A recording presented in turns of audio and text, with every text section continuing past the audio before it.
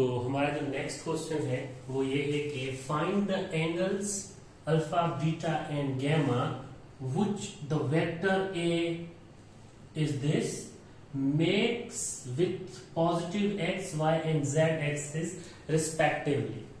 तो हमने इसका जो एंगल है वो निकालना है, उसके लिए हमने सॉल्यूशन करना है इसका। तो कोई हेडेक लेने की जरूरत नहीं है, हम उसी प्रॉपर वे से इसका सॉल्यूशन करेंगे।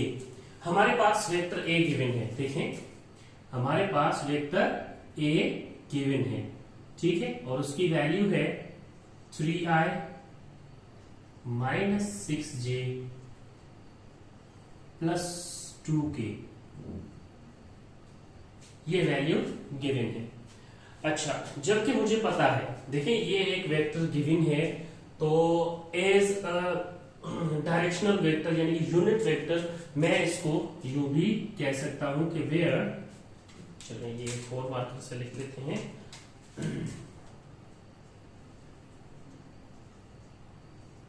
Where A hat is equals to, अब देखें इसको मैं यूनिट वेक्टर में सेट कर लूंगा, ठीक है, जैसे कि इस तरह से देखें ए आई यानी कि ए एक्स होता है डिवाइडेड बाय इट्स मोड यानी कि मैग्नीट्यूड, और ये हो जाएगा जी आई, और उसके बाद यहां पे प्लस ए वाई, और यहाँ पे इसको भी आप मोड में रखेंगे, और यहाँ पे हो जाएगा जी ये जे प्लस ए जेड, और यहाँ पे भी इसको मोड में रखेंगे, और ये हो जाएगा आपके पास के। यूनिट वेक्टर में सेट कर लिया आपने। अच्छा, अब इससे क्या होगा, देखें अब होगा ये कि ये तो हमने एक फॉर्म देख ली कि जी हमने सेट कर लिया है यूनिट वेक्टर की फॉर्म में, लेकिन अगर आपको पता हो, ठीक है, आपको पता हो एक बात, तो आप ये भी कह सकते हैं कि आपके पास यहां से कोस अल्फा के लिए आप एक्स का यूज करेंगे, कोस बीटा के लिए आप वाई का यूज करेंगे, कोस गैमा के लिए आप जेड का यूज करेंगे, ठीक है। यहां से इस तरह से हम स्टेप बाय स्टेप चलेंगे। तो आप जब ये वाला स्टेप कर लें, उसके बाद वाला स्टेप होगा कि आपके पास ये वेक्टर गिवन है, ठीक है। अब आपको पता है ए एक्स की वैल्यू आपको पता है, ए वाई की वैल्यू आपको पता है, ए जेड की वैल्यू आपको पता है। देयर आर, देखें वेक्टर ए में आपको पता है कि आपके पास ए एक्स की वैल्यू क्या है 3, ए वाई की वैल्यू क्या है 6, ए जेड की वैल्यू क्या है 2, लेकिन मोड है वो मोड आपने निकालना है। Solution for mode A, solution for mode A, ठीक है। मोड ए के लिए आप सॉल्यूशन करेंगे, तो मोड ए आपने अगर निकालना है तो मोड ए जो है वो क्या हो जाएगा, इक्वल हो जाएगा किसके, इसका स्क्वायर और इसका स्क्वायर, 3 स्क्वायर प्लस माइनस का 6 का स्क्वायर प्लस 2 स्क्वायर। अब देखिए मैंने फॉर्मूला नहीं लिखा और मैं डायरेक्ट सॉल्यूशन कर रहा हूं इसका, तो आपको फॉर्मूला याद हो गया होगा। तो इसका आ जाएगा 9 प्लस 36 प्लस 4, ठीक है, और 36 में 4 ऐड करेंगे तो 40 हो जाएंगे, 40 में 9 ऐड करेंगे तो 49 हो जाएगा, 49, अगर ये 49 आ रहा है तो मोड ए आपके पास कितना आ जाएगा जी 7 आ जाएगा, और आप इसको याद रखेंगे, ये आपके पास मोड आ गया, ठीक है। और जब आपके पास ये मोड आ गया है तब आपको एक बात पता है, और वो बात कौन सी बात है, in a given vector A 3 components, there are 3 components, लिख लेते हैं यहां पे लिख लेता हूं, in a given vector A, there are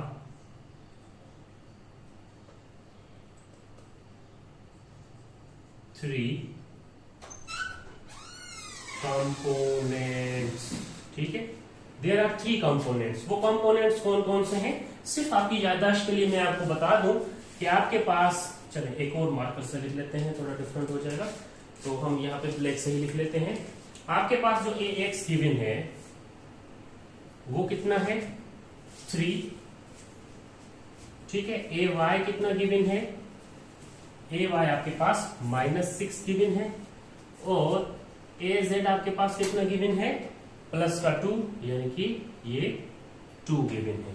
now we calculate over angles. जब हमें ये दो चीजें पता लग गई हैं, पता चल गई हैं, अब आएंगे हम अपने एंगल्स पे आएंगे, ठीक है। हम अपने एंगल्स के लिए सॉल्यूशन करेंगे। और एक बात ये भी है, जब मैंने यहाँ पे बात की थी x के लिए आप अल्फा यूज करेंगे, y के लिए आप बीटा यूज करेंगे, z के लिए आप गैमा यूज करेंगे।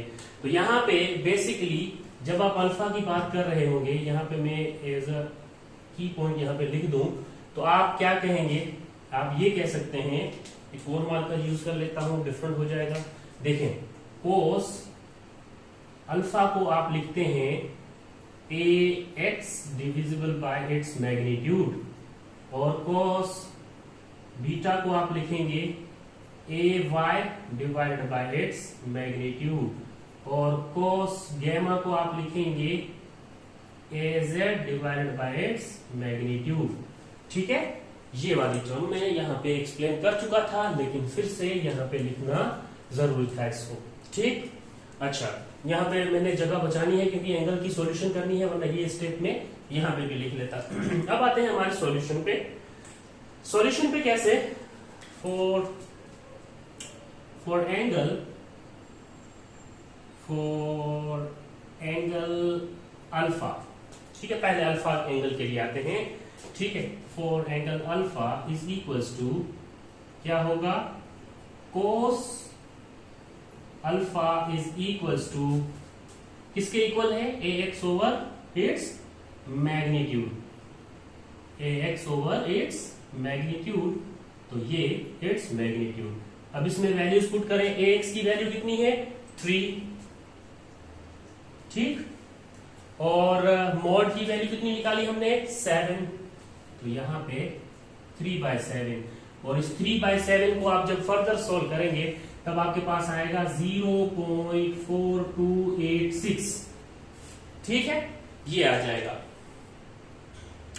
तो इसका आंसर क्या आना चाहिए, तो theta is equals to cos inverse 0.4286 is equals to, यहां आना चाहिए 64.62 डिग्री, यानी कि आपके पास थीटा क्या आ गया, थीटा आ गया जी 64.62 डिग्री, और ये थीटा वो है जो आपने अल्फा के लिए सॉल्यूशन किया है, ठीक, ये अल्फा का सॉल्यूशन है, इसको आप नोट कर लेंगे, ठीक है। अब सेकेंड स्टेप पे आएंगे बीटा के लिए।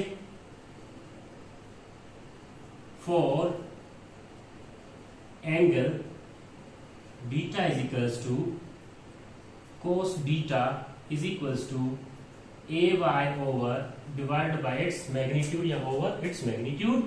अब ay की वैल्यू क्या थी -6, तो यहां पे -6 पुट करेंगे और उसका रिजल्टेंट पुट करेंगे जो कि 7 आ रहा था, -6 डिवाइडेड बाय 7 करेंगे तो आंसर आएगा 0.8571, ठीक है। अब आप एंगल निकाल लें, एंगल निकाल लें तो आपके पास क्या बनना चाहिए, theta is equals to cos inverse 0.8571।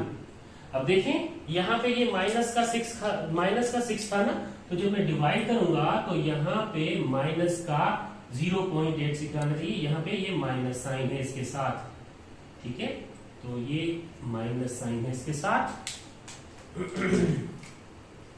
तो अब ये इस तरह से होगा, तो अगर आप इसका एंगल निकालेंगे तो आपको ये एंगल मिलेगा तकरीबन 149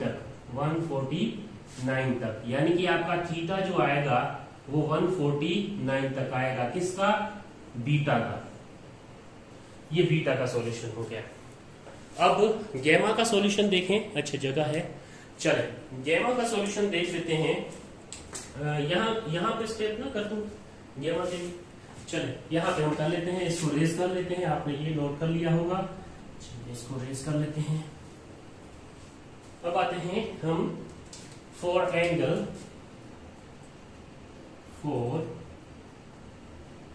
angle gamma is equals to, gamma के लिए क्या होगा, cos gamma is equals to, अब देखें ए जेड और इट्स मैग्नीट्यूड, इस तरह से होता है।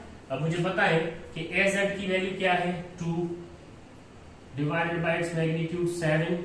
जब इसको 2 डिवाइडेड बाय आप 7 करेंगे तो आपके पास आंसर क्या आना चाहिए, 0.2857 तक आना चाहिए आंसर। ठीक, चलो आपके पास ये आंसर आ गया। अब आप क्या करेंगे, एंगल निकाल लेंगे, theta is equals to cos inverse या gamma is equals to cos inverse 0.2857। ठीक, अब आप जब इसका एंगल निकालेंगे कोस इनवर्स करके 0.2857 को, तो वो आना चाहिए अप्रोक्सीमेटली इस गैमा का तकरीबन 73.4 डिग्री। और ये हमारे पास हमें तीनों एंगल मिल चुके हैं, किसके, with respect to positive axis, ठीक है, एक्स वाई और जेड के। तो देखें आपने क्या किया है, एंगल्स निकाले हैं अल्फा का, बीटा का और गैमा का। आपने क्या करना होता है, बिल्कुल सिंपल सी चीज है, ये आपके पास एक्स होता है, ये वाई होता है, ये जेड होता है, ठीक है, जुबानी बता रहा हूं। इसका मैग्नीट्यूड ले लें, ठीक, और इसका मैग्नीट्यूड लेने के बाद आपने इसमें पुट करना है, डिवाइड करना है, क्या आ रहा है वो कोस अल्फा इज दिस, यानी कि ये कोस अल्फा की ये वैल्यू आई।